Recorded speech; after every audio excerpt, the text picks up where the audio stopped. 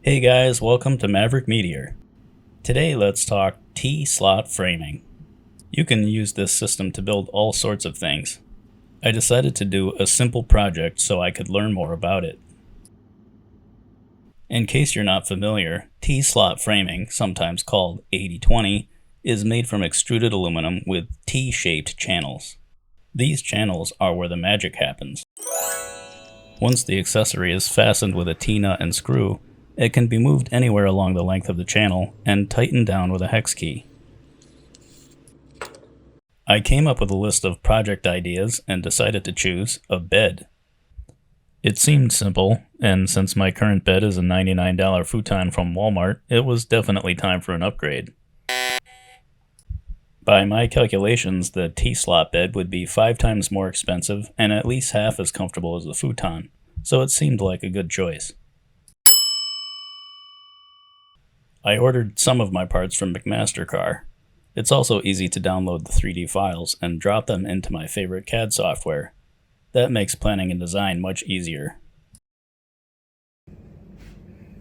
The aluminum extrusions arrived in these beefy cardboard tubes.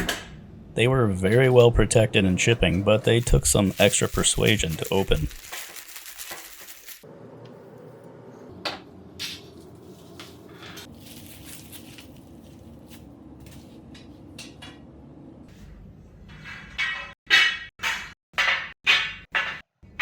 These are the lengths of frame I used for my bed.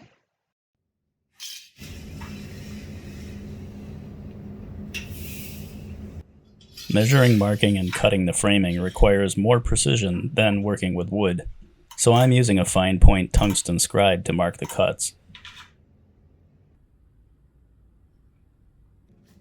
The scribe can also be used to play darts. I cut the T-slot frame pieces on a simple miter saw with a blade rated for aluminum. My goal was sub-millimeter precision, so I took extra care to get the blade aligned perfectly.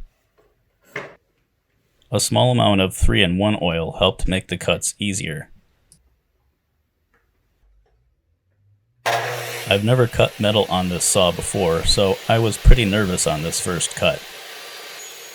After the first cut, I realized it's pretty easy, as long as I took it slow.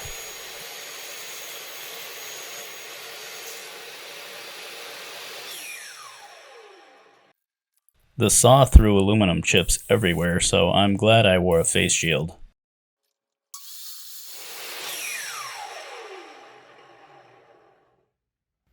The ends had a few sharp edges, but were remarkably clean cut. I swept up a decent-sized pile of chips after cutting.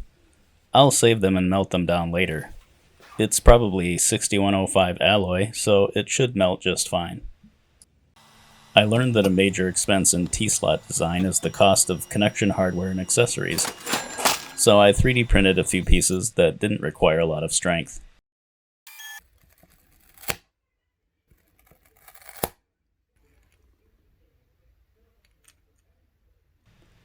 I also printed some end caps since the ends of the extrusions were quite sharp. This simple design just snaps into the end geometry.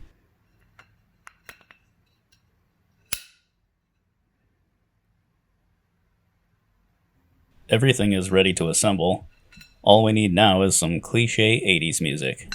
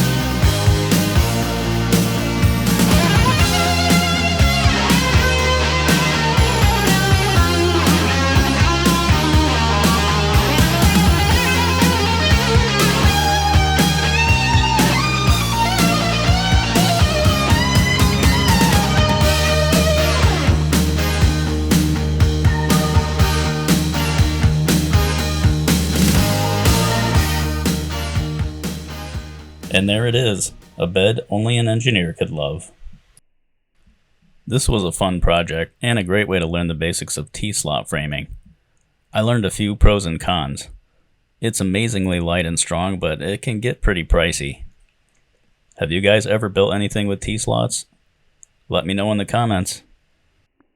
As the old saying goes, I've made my bed, now I've got to sleep in it. Thanks for watching. I'll see you guys next time.